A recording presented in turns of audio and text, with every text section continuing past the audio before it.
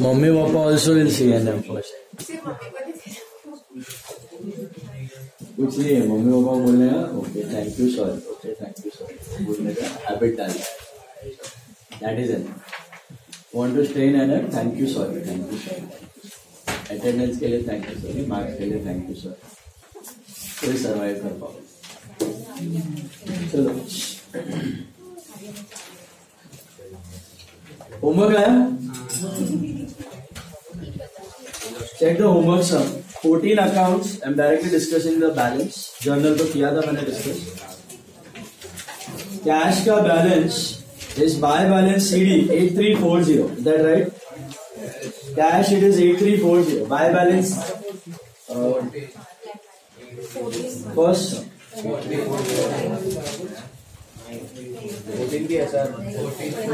14 sir. 8340. Buy balance CD becomes to balance BD 8340. Is that right? Purchases are 3500. Buy balance CD becomes to balance BD 3500. बराबर 6. Then capital buy balance CD becomes to balance CD becomes buy balance BD 8000. मिला? Then Deshmukh is tally. Discount allowed में buy balance CD becomes to balance BD 200. Is that right? मिला? Sales में to balance CD becomes buy balance BD 6000. Is that right? Input CGST, input SGST में buy balance CD becomes to balance BD 20 rupees. Correct? Output CGST, output SGST में to balance CD becomes buy balance BD 290. Correct? Hello.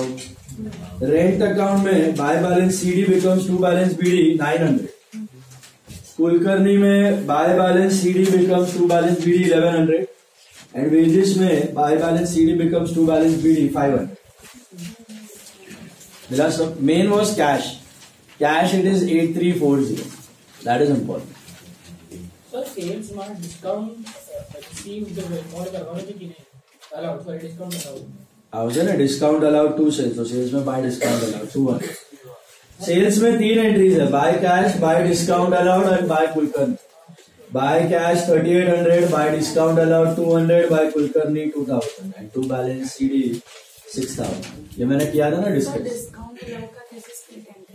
Discount वो मैंने board पे बताया था ना, discount allowed to sales 200. Discount allowed में 2 sales और sales में by discount allowed 200. Remember? And cash 2 sales, तो कैश में 2 सेल्स 3800, सेल्स में बाय कैश 38. ओके, सॉर्टेड है? चलिए दूसरा सब का लेजर 12 अकाउंट से कैश का बैलेंस आना चाहिए 158,100 और बढ़ा हुआ. By balance CD becomes to balance BD 1,58,100 मिला. परचेजेस में आना चाहिए bye balance CD becomes to balance BD 34,600. Is that right? 3600. Okay, 30,600 purchase. Is that right?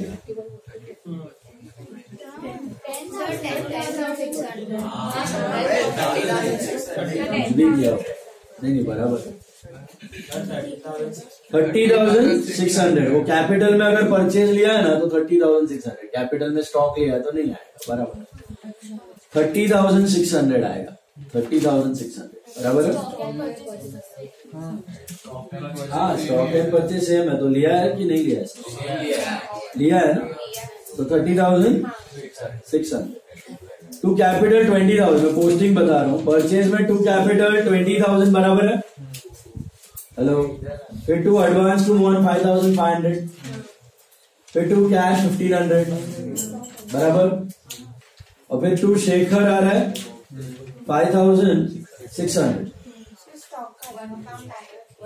अगर स्टॉक लिखा तो स्टॉक का अलग बना देगा. अगर परचेज लिखा तो परचेज में डाल देगा. अलग लिखा तो स्टॉक अलग से बनाया. अगर स्टॉक अकाउंट लिखा तो स्टॉक अकाउंट बनाने का अलग से. परचेज लिखा तो परचेज में कुछ. तो यहाँ पे परचेज में किया हुआ है. सो to capital 20,000, to advance 5,500, to cash 1,500, to Shekhar 5,600, और by advertisement it is 2,000. बराबर है? और by balance CD 30,600. मिला? सर स्टॉक अलग से बना सकते हैं। हाँ, तो फिर परचेज में मत लिखना, तो परचेज का बैलेंस चेंज हो जाएगा 10,600 ऐसा। सेल्स में to balance CD becomes by balance BD 6,300. That right? 10% Kedar's loan में to balance CD becomes by balance BD 50,000. Capital में to balance CD becomes by balance BD 1,40,000. Advance to 1 tally हो गया. Stationery account में by balance CD becomes to balance BD 4,500. Advertisement में by balance CD becomes to balance BD 2,000. Dev account में by balance CD becomes to balance BD 400. Shekhar account में to balance CD becomes by balance BD 5,600. And Sagar account में by balance CD becomes to balance BD 6,300. मिला? Sagar 6,300, Shekhar 5,400. Clear है ledger? Purchase में अगर लिखा है तो परचेज में पोस्टिंग हो, परचेज में नहीं लिखा है तो स्टॉक में लिखो. Is this clear? चलिए, let's continue with subsidiary books. Remember what are subsidiary books? Is this a third book of account? How many books of accounts are there now? Just two. What are the two books? Journal and ledger. Journal and ledger. So first record of any transaction goes into journal. First record of any transaction goes into journal, and from there you post the entries into what? Ledger. Is that right? So what are subsidiary books? Subsidiary books are nothing but subdivision of journal. Subdivision of journal. Journal का ही parts कर दिया आपने. That is what is called as subsidiary. Why do we break down the journal? What is the use? What is the reason? Credit transaction. When the size of the business increases, all the different types of transactions increase. तो सब transaction को अगर एक ही journal में डालोगे तो उसका analysis becomes easier or difficult? उससे अच्छा आप एक ही पर्टिकुलर टाइप के ट्रांजैक्शन एक एक जर्नल में डालोगे, then it becomes easier, specialization हो जाएगा, एफिशिएंसी बढ़ेगा काम करने का, and analysis also becomes easier. तो these are the main reason to specialize. Specialize मतलब एक एक बंदे को स्पेसिफिक काम अलॉट किया जाए. तो इसके लिए आप सभी जर्नल को डिवाइड कर देते हो, अलग अलग जर्नल में पार्ट्स में डिवाइड कर देते हो. How many parts? You divide that journal into 7 parts. Remember the 7 parts? What are the 7 parts? First one was purchase book. What do we record in purchase book? Credit purchase of goods. Credit purchase of goods. Sales book? Credit sale of goods. Credit sale of goods. Purchase returns? When we return the goods. Sales returns? Customer return the goods. और क्या था? Cash book. What do we record in cash book? Cash and bank transactions of big amounts. And petty cash book? Cash and bank transactions of small amounts. And what do we record in journal proper? What was journal proper? The first journal now becomes journal proper. Same format. जो journal का format है वही journal proper का. जो बाकी किसी books में नहीं जाता वो जाता है journal proper, सार्वजनिक. So journal proper doesn't have a specific criteria. Any transaction that is not entered in any of the other subsidiary books is entered in what? Journal proper. Got that? All of you? So on the basis of that, we started with the problem. In this chapter, we are having just 4 journals: purchase book, sales book, purchase return and sales return, and journal proper को आते रहता है बीच बीच में. उसमें हमने एक सम किया था, right? दूसरे सम का भी फॉर्मेट ड्रॉ कर लो. You know the format? How does it look like? On a single side, you draw how many? 4. 4 draw कर दो फटाफट. On a single side, draw 4 journals. Judgement से पार्टीशन कर लेना.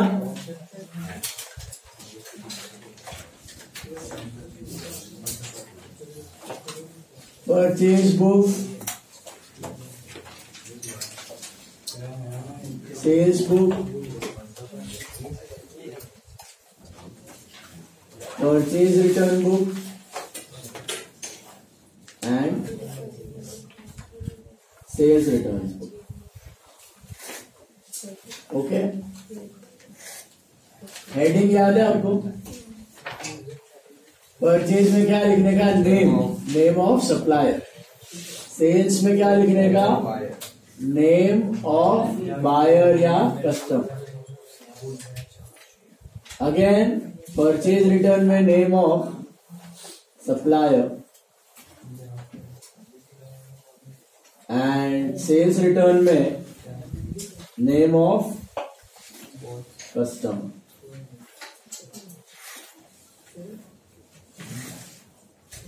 LF. फिर यहाँ पे डॉक्यूमेंट्री एविडेंस का नंबर. What are documents? याद है आपको परचेज बुक में क्या होता है? Inward invoice number. What do we record in sales book? Outward invoice number. What do we record in purchase? Debit note number. And sales return में क्या होता है? Credit note number. Okay, and then you have amounts.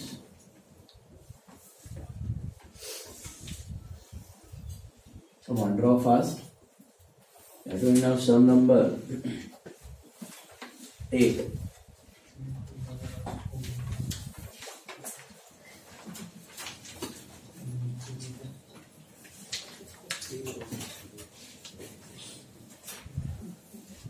Eighth sum. In the ऊपर लिख देने का in the subsidiary books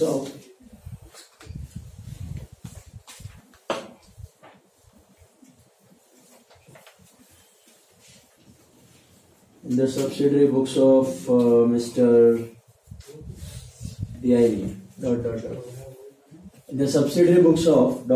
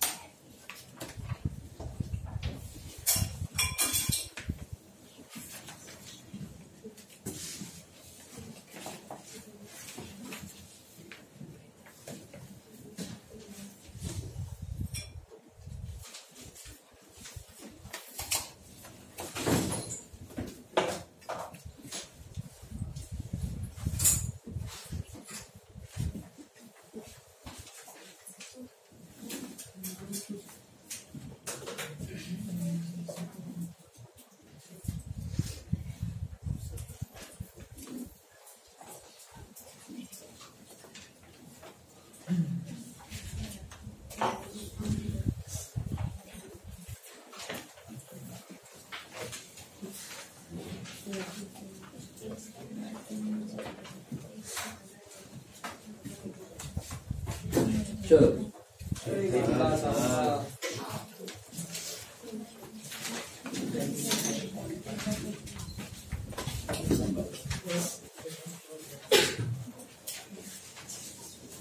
क्या draw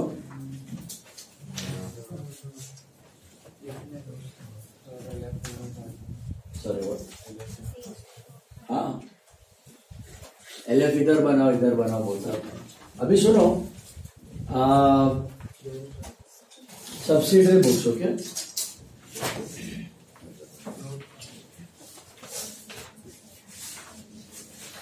सबसे पहला डॉक्यूमेंट्री एविडेंस पे फोकस करो. What are these documents? Purchase book में क्या लिखा है मैंने? Inward invoice. सेल्स बुक में आउटवर्ड इनवॉइस. परचेज रिटर्न में डेबिट नोट और सेल्स रिटर्न में क्रेडिट नोट. इसका मतलब क्या है कि जब भी हम माल खरीदते हैं, okay, whenever we buy goods, तो आपको क्या डॉक्यूमेंट मिलता है गुड्स के साथ? तो बिल मिलता है. दैट इज द प्रूफ कि आपने माल खरीदा है. तो माल खरीदने का, please focus, this is the most important part actually of subsidiary books. Whenever you buy goods, what do you get as a proof? Invoice. That is called as invoice या bill. उसको क्या बोलते हैं? बिल बोलते हैं, invoice बोलते हैं, और एक नाम है उसका, किसी को याद है? Memo. Which memo? Credit memo. Credit memo बोलते हैं. क्या बोलते हैं उसको?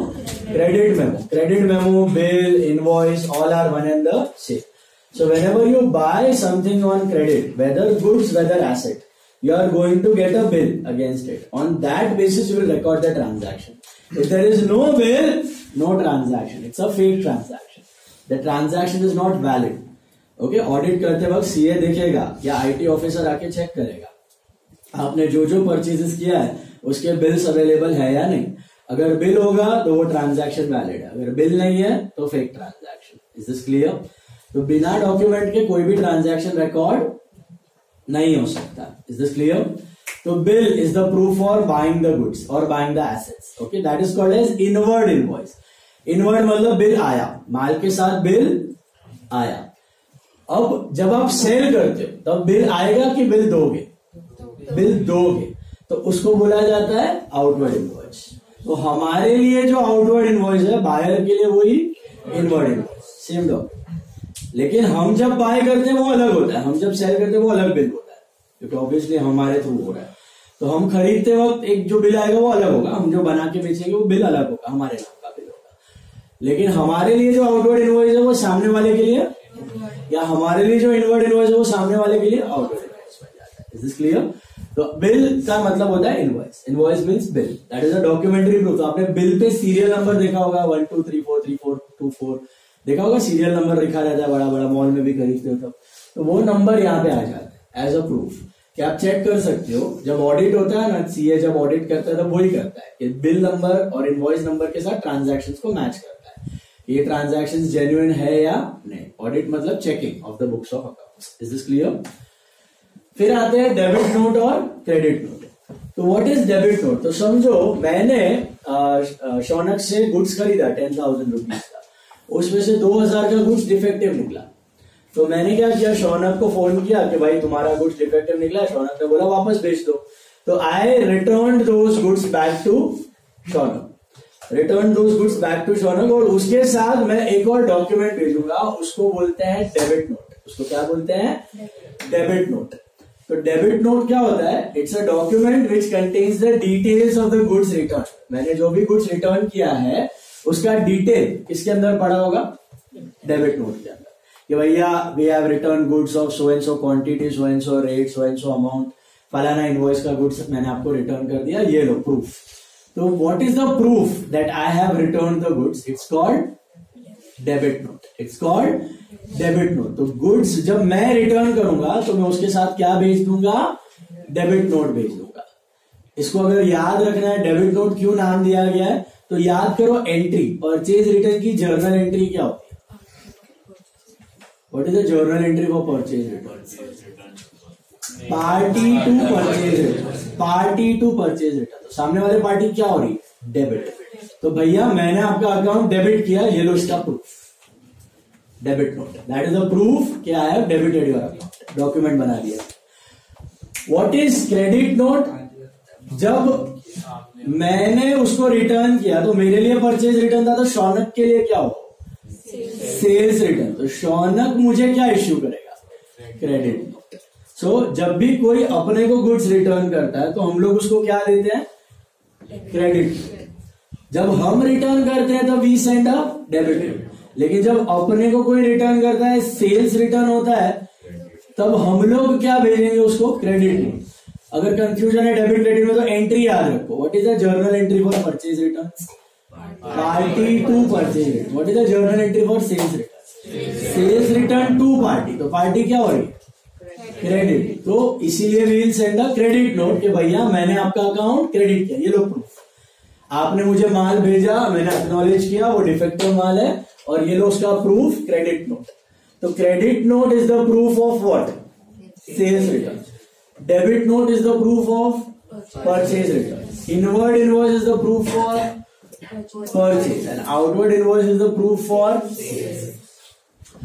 तो डेबिट नोट क्रेडिट नोट है ना, अक्नॉलेज होते हैं. अक्नॉलेज मतलब हम जब डेबिट नोट बेचते हैं तो सामने वाला हमें क्या बेचता है? Credit note.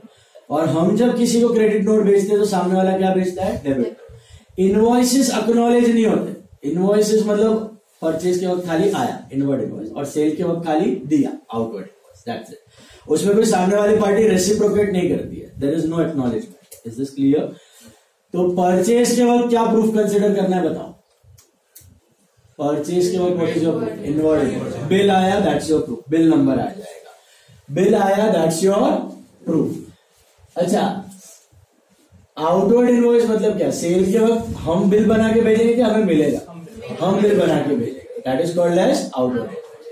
परचेज रिटर्न के वक्त हम क्या भेजेंगे? Debit note. That is the proof. Sales return के वक्त हम क्या भेजेंगे? Credit.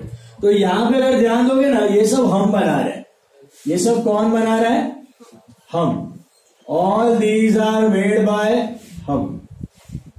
We are making all these items. Outward invoice कौन बनाया? हम लोग ने बनाया. डेबिट नोट किसने बनाया? हम लोग ने बनाया. क्रेडिट नोट किसने बनाया? हम लोग ने बनाया. बट इनवर्ड इनवॉइस हमने बनाया नहीं, वो सामने वाले पार्टी ने. क्योंकि परचेज के वक्त हम कुछ बना ही नहीं सकते, हमें लेना है बिल. तो परचेज के वक्त खाली जो आया वो हमारा प्रूफ है, बाकी सब हम बना रहे हैं. ये सब जा रहे हैं. Whatever we are sending, that is our proof.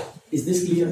आगे और भी डॉक्यूमेंट्री प्रूफ आएंगे और एक मैं लेक्चर लूंगा उस पर अलग से, जहां पे हम लोग बनाएंगे. ये चैप्टर के बाद ही लेक्चर लूंगा, जहां पे हम लोग एक्चुअली ड्रॉ करके देखेंगे how these items look like. You will be making invoice, you will be making debit note, credit note, even checks.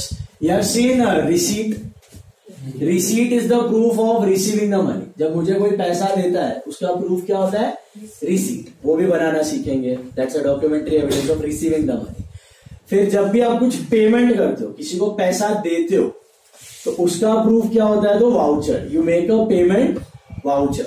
Okay, businesses बनाते हैं पेमेंट वाउचर. आप जब सैलरी देते हो तो पेमेंट वाउचर बनता है. रेंट पे करते हो तो पेमेंट वाउचर. इंटरेस्ट पे करते हो तो पेमेंट वाउचर. परचेज का पैसा देते हो तब पेमेंट वाउचर. कमीशन देते हो तब पेमेंट वाउचर. कुछ भी पेमेंट करते हो, एसेट खरीदते हो तब पेमेंट. कुछ भी पेमेंट करते हो, पैसा देते हो, उसका प्रूफ क्या है? Payment voucher. ओके, 2 कॉपीज में बनता है. हमारा साइन किया हुआ सामने वाले का, सामने वाले का साइन किया हुआ हमारे पास. रिसीट भी 2 कॉपीज में बनता है. सामने वाले का साइन किया हुआ हमारे पास, हमारा साइन किया हुआ सामने वाले के पास. Is this clear? रिसीट तो देखा होगा आपने, कॉलेज वाले में भी देखा होगा, रेस्टोरेंट में जाते हो रिसीट और डेबिट कार्ड से भी पे करते हो तब 2 कॉपीज निकलती हैं. एक में लिखा होता है वेंडर्स कॉपी, एक में लिखा होता है कस्टमर्स कॉपी. याद है? फिर आपका साइन किया हुआ वो ले लेते हैं. So receipt is the proof of receiving the money and payments का प्रूफ क्या होता है? वाउचर. उसको क्या बोलते हैं? Payment vouchers. तो all these documents will be learning in the next chapter. मतलब after this, just after this chapter will be making those. फिलहाल ये 4 याद रखो. बताओ मुझे, परचेज के वक्त क्या मिलेगा? Inward invoice. Documentary evidences, inward invoice. Sale के वक्त what will you say? Outward invoice. That's the proof. Purchase returns के वक्त हम लोग क्या सेंड करेंगे? Debit note. You will send a debit note. Exchange return के वक्त हम लोग क्या सेंड करेंगे? Credit note.